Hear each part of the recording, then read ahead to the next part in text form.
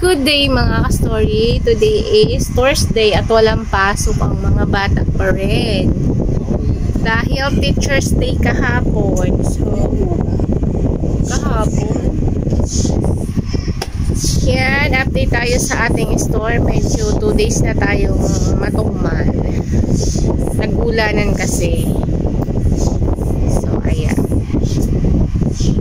So, nagpa-deliver na lang pala ako mga ka-story. Hindi na ako nagpunta ng MUs. Konti lang kasi, sayang ng pamasahe. Konti lang yun, yung mga kulang-kulang lang. So, pinadi-deliver ko na lang. Nag-order na lang ako. Tapos, COD na yun. Ganito tayo in the morning. Ano nang oras doon? Ayan, oras is. Medyo matumal din today. Bali 2 days na matumal. Ganito yung ating gawain.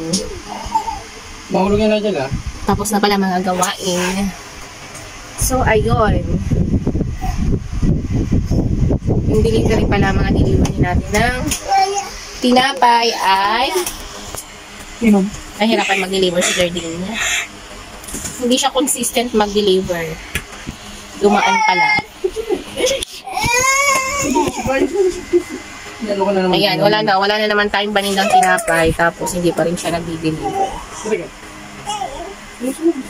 Ang gana for today, hindi masyadong busy.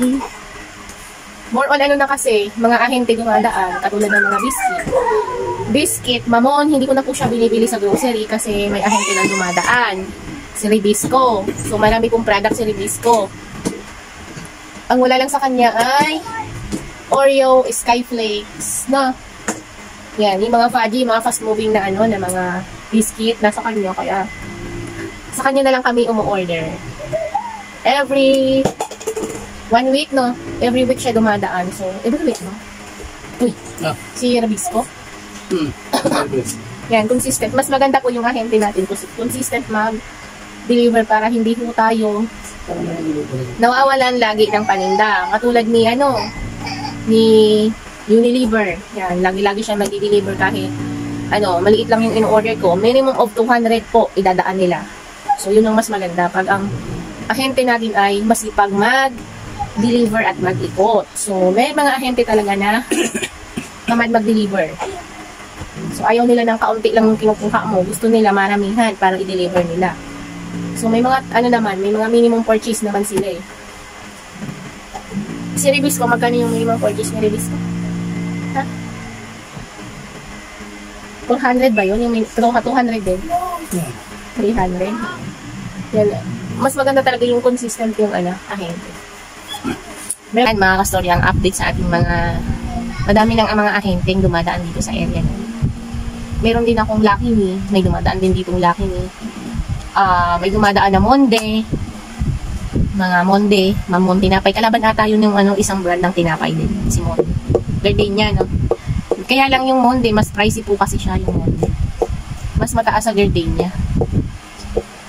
Lang kasi yun eh, nag-iikot lang. Hindi siya mismong parang lang siya, wholesaler.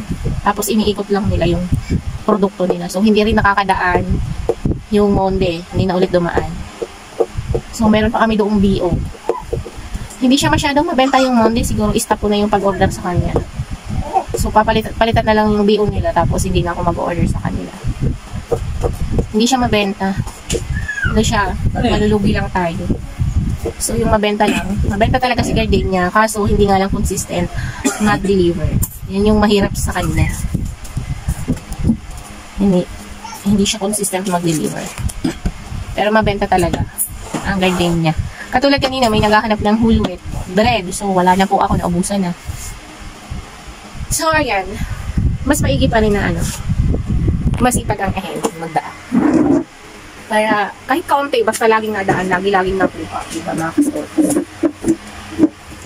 Si San Miguel, dumaan kahapon. Yun, ito yung, ang naman noon, yung San Miguel na hard. Kasi yung ahente ng San Miguel na mga beer, no, hindi na dumadaan. Yun na yung San Miguel beer. Yung San Miguel beer, hindi na siya dumadaan. Yun. So, So, ayan mga ka-story, kaya hindi na tayo madalas lumabas. So, ayan mga ka-story.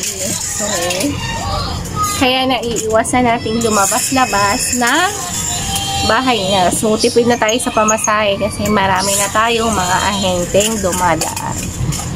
So, ayan mga ka-story, ang kagandahan ng maraming ahente. So, yung school supply ko pala, ite-text ko na siya mamaya kasi wala na akong mga ano tawag nito? Scotch tape. So, ayan.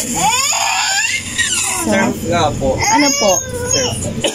Popcorn? Ilan?